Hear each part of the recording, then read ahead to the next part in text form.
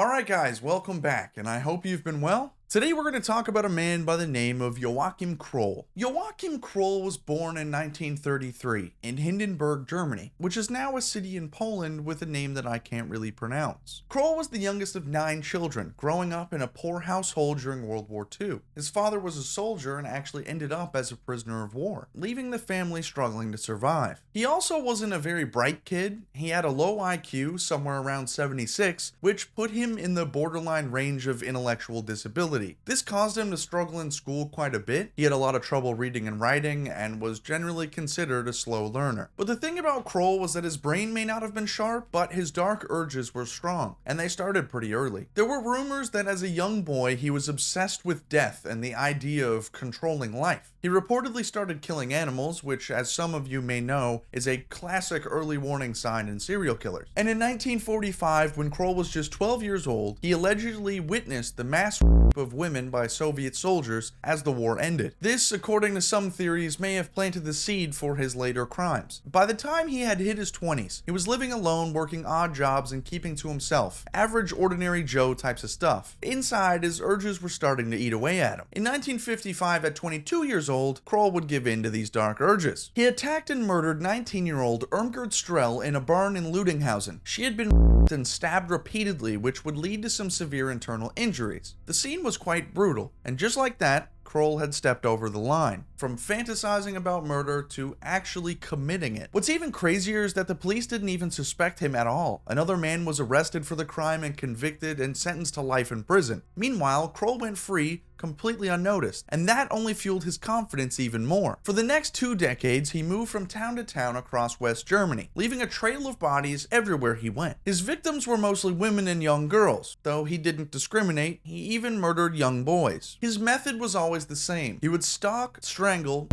assault, and mutilate his victims. Then he'd cut off pieces of their flesh and take them home. But that wasn't all. He ate them. Unlike a lot of killers who just leave the bodies behind, Kroll cooked and ate part of his victims. He later admitted that he did this because buying meat was too expensive, and he found human flesh to be tender and good. He claimed he learned a lot about cannibalism from books, and he claimed that eating his victims helped him avoid being caught. Less evidence, he thought. But here's where things get even darker. Kroll didn't just kill at random. He actively hunted for these people. He would ride the bus, looking for potential victims, and if he spotted someone vulnerable, especially a young girl, he'd follow them home and begin learning their routine. Once he knew their patterns, he'd strike when they were alone, and it worked for nearly 20 years. The police had no idea they were dealing with a single serial killer for most of Kroll's reign of terror, but that's because he killed in different towns, in different ways, and with massive gaps in between the time periods. And what's most upsetting is that police kept arresting the wrong people. Just like with his first kill, innocent men were wrongly convicted for all of Kroll's crimes. By 1976, Kroll had killed at least 14 people, though many believe the real number was higher, but it was his final murder that exposed the monster that he truly was. On July 3rd of 1976, Kroll kidnapped Marion Kenner, a 4-year-old girl near his apartment in Duisburg. After strangling and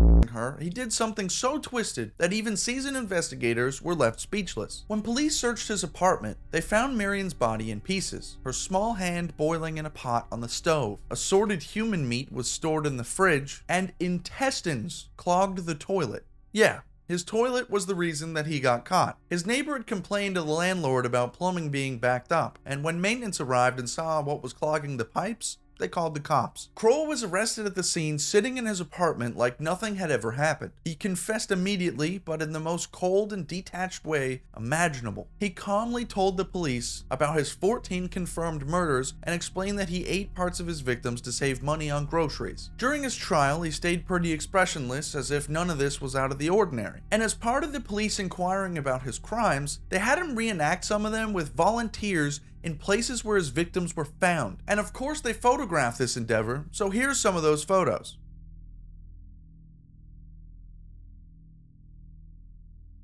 In 1982, after years of legal proceedings, Kroll was sentenced to life in prison. Germany didn't have the death penalty, so life was the harshest punishment that he could get at the time. But even in prison, he remained an outcast. Even among other killers, inmates despised him for what he did to children. In 1991, he died of a heart attack in his cell at the age of 58, taking all of his secrets and possibly the real number of his victims to the grave. Kroll wasn't the smartest killer out there, but he was one of the most horrifying, and if it weren't for the clogged toilet, who knows how much longer he would have kept going. On October 12th of 1972, Uruguayan Air Force Flight 571 took off from Montevideo carrying 45 passengers and crew. On board were members of the Old Christians Country Club rugby team, along with their friends, family, and supporters, heading to Chile for a match. Everyone was feeling good as they joked and laughed, waiting for their arrival in Santiago. The twin-engine Fairchild FH-227D made a scheduled refueling stop in Mendoza, Argentina. However, poor weather conditions over the Andes forced the crew to delay their flight for a little while. The next day, October 13th of 1972, the pilots decided to proceed following a flight plan designed to navigate through the mountains before descending into Chilean airspace. As they flew over the Andes Mountains, thick clouds and strong winds reduced the visibility. The pilots believed they had cleared the highest peaks and began to descend into that Chilean airspace, but they were mistaken and still very deep in the mountains, flying dangerously close to unseen ridges. At approximately 3:30 p.m., disaster would strike. The aircraft's right wing clipped a mountainside, ripping it from the fuselage. Seconds later, the left wing and tail section broke off completely, sending those in the rear seats plummeting to their deaths. The fuselage, now just a shell, tumbled down the snowy slopes before coming to a violent stop in a remote valley at approximately 3,570 meters above sea level. The crash killed 12 people instantly, including the pilot. Those who survived were left in shock, many suffering from broken bones, head injuries, and deep cuts. As night came, the temperatures dropped well below freezing, so the survivors huddled together inside the wreckage for warmth. In the days that followed, the group assessed their situation. There was no vegetation or animals to hunt, so they salvaged what little they could from the wreckage. A few chocolate bars, crackers, and a couple bottles of wine. They melted snow for water, rationing the supplies as much as they could. On October 15th, 3 days after the crash, they found a small transistor radio amongst the debris. Tuning into news stations, they learned that the search efforts were underway. Again, everyone was starting to get their spirits up, but that feeling was extremely short-lived. On October 21st, 8 days after the crash, they heard the worst possible news. A Chilean radio station announced that the search efforts had been called off. The pilots' miscalculations of their location had led rescuers to search in the wrong area. The world thought that they were already dead. This realization was devastating. With no food and no sign of help, they faced an impossible decision. For days they pushed off the inevitable, but as their bodies weakened from starvation, the choice became very clear. Their only chance of survival was in the bodies of their deceased friends, preserved by the freezing temperatures. It was a decision that tore at their morality, but it was much better than the alternative of starving to death. Weeks passed and another tragedy struck. On the night of October 29th, an avalanche came down the mountainside, burying the fuselage in an instant. 8 more lives were lost, suffocated beneath the snow. The remaining survivors dug their way out, but with the body count rising, the strength in numbers aspect was starting to fade away. With no other option, they devised a plan. 2 of the strongest survivors, Nando Parado and Roberto Canessa, would attempt the impossible, cross the mountains on foot in search of help. On December 12th, after weeks of preparation, Parado and Canessa set off with makeshift sleeping bags and a few scraps of salvaged food. For 10 days, they climbed through the brutal Andean terrain, suffering the freezing nights and the icy winds. On December 20th, they spotted a Chilean herdsman named Sergio Catalan across a river. With their last bits of energy, they called out for help. The shepherd returned the next day with food and a note, which Canessa wrote explaining their situation. Word quickly spread to authorities and a rescue mission was launched immediately. And on December 22nd, a Chilean Air Force helicopter reached the crash site. Rescuers found 14 survivors still clinging onto their lives. After 72 days on the mountain, one by one on the 22nd and 23rd, they were airlifted to safety. When news broke out of their ordeal, the world reacted with shock and disbelief. The revelation of their survival methods sparked quite a bit of controversy, but those who endured the horrors of the Andes knew the truth. This is a photo of some of the survivors, and it's a very heartwarming photo until you notice the human spine on the ground right next to them.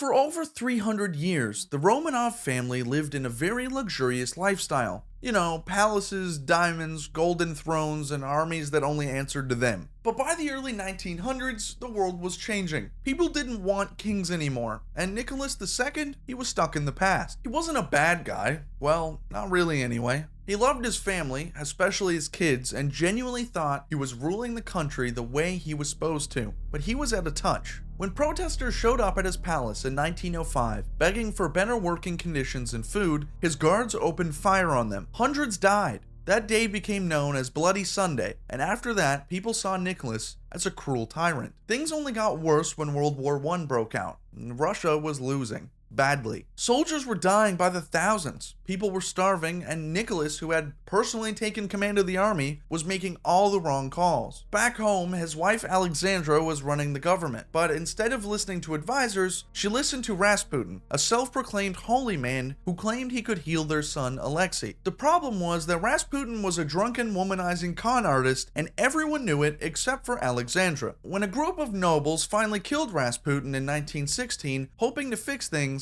it was already too late. By 1917, the Russian people had had enough. A revolution broke out. Nicholas was forced to leave the throne. He, his wife, and their 5 kids, once the most powerful family in the country, were suddenly prisoners. At first, it wasn't all that bad. They were kept in the Alexander Palace, a place they knew pretty well. As the revolution grew more violent, they were sent further away from civilization. First to Serbia, then to Yekaterinburg, where they ended up in the Ipatiev house. That's when things really went downhill. The guards stole from them, taking whatever jewelry or valuables they could find. The food was pretty scarce, usually just stale bread and weak tea, and the family wasn't allowed outside except for short, supervised walks in the garden. Nicholas tried to keep things as normal as possible. They read books, played games, and prayed together pretty regularly. But everyone in the house knew the truth. There wasn't any rescue coming for them. By July of 1918, the Bolsheviks were getting nervous. Rumors were spreading that the monarchists were trying to rescue the Tsar. Lenin and his government decided to put an end to the Romanov problem once and for all. That's when the order came down. That night in July, the Romanov family was woken up at around 2:15 in the morning on July 17th. After the Romanovs got dressed, they were led downstairs into a small, cramped basement. Nicholas asked for chairs for Alexandra and Alexei. He still thought they were waiting for transport. The guards let them sit. The girls stood close together, looking around nervously. Then, Yakov Yurovsky, the commander in charge, pulled out a little piece of paper. His voice was flat and emotionless. "Your relatives have tried to save you. That cannot be allowed." Nicholas barely had time to react before the first shot rang out. It hit him square in the chest. He collapsed instantly. Alexandra grasped, crossed herself, and was shot next. The guards opened fire entirely, and what happened next was chaos. The daughters didn't die right away. The jewels sewn into their corsets acted like bulletproof vests. They screamed, clutching each other, until the executioners realized what was happening and switched to bayonets and point-blank shots to the head. Alexei, the young heir, was still breathing, whimpering in pain. It took multiple shots to kill him. The entire family was dead within 20 minutes. The soldiers stripped the bodies, stole the hidden jewels, and threw them into a truck. They drove deep into the woods, doused the corpses in acid, and buried them in a shallow, unmarked grave. For decades, rumors spread. Some believed that Anastasia survived, leading to countless imposters pretending to be her. But in 1991, a grave was discovered in the Ural Mountains. Inside were the bones of Nicholas, Alexandra, and 3 of their daughters. The missing remains of Alexei, and who was believed to be Maria, were found in 2007. Nobody survived. The execution of the Romanovs marked the end of Imperial Russia and the rise of the Soviet Union. Nicholas and his family were later praised as saints by the Russian Orthodox Church, remembered more as martyrs than rulers. The house where they died, it was destroyed in 1977, completely erased from history. Here's one of the last photos in that house. This was taken right after they were executed. That's going to do it for today, guys. I hope you enjoyed the video. If you did, make sure to stick around, smash that like button, and I'll see you in the next one.